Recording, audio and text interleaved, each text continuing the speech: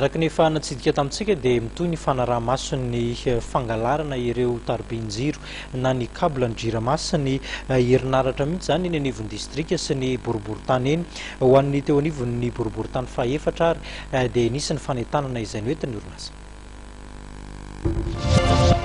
Efa tonga ireo fitaovana entina hanarenana ny orinasa jirama ao anatin'ny fanoloana ireo transformateur ny orinasa saingisany miteraka fahatyantoka ny orinasa jirama sy mahatonga ny transformateur tsy aharaka ny filan'ny ponina ny fisian'ny alatra herinaratra eny anelakelan-trano sy eny anivon'ny fokotany maro samihafa eny.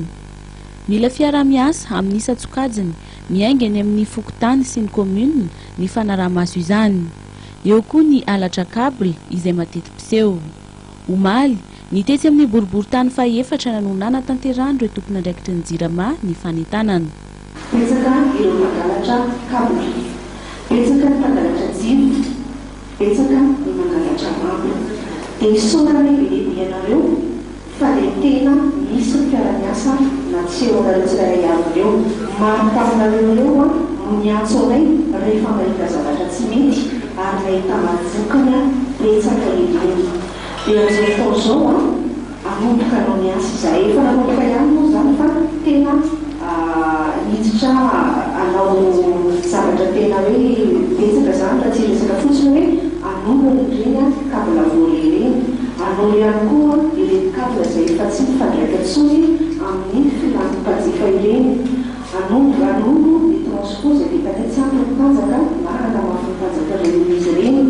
Ho an'ny famatsiana rano ihany koa dia mila rahi-maso ihany koa ireo mpiandraikitra rano na ny fikambanana amin'ny tantana foto-drafitr'asa mba handoa ny fakturan'ny jirama satria ny mponina dia mandovola ara-dalàna.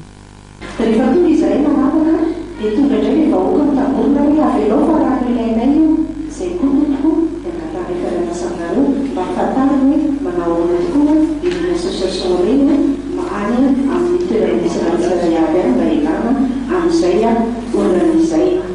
Ny éclairage public kosa no tena hitarainan'ireo mponina ao amin'ny boriboritany fahaefatra izay nosoloin'ireo sefokotany teny. Hojereny eo anivon'ny jirama sy ny tompona andraikitra ny anivon'ny fokotany miaraka izany olana ny mponina izany. Mbola hitohy eny amin'ireo boriboritany hafa izao hetsika fanentanana ny jirama izao.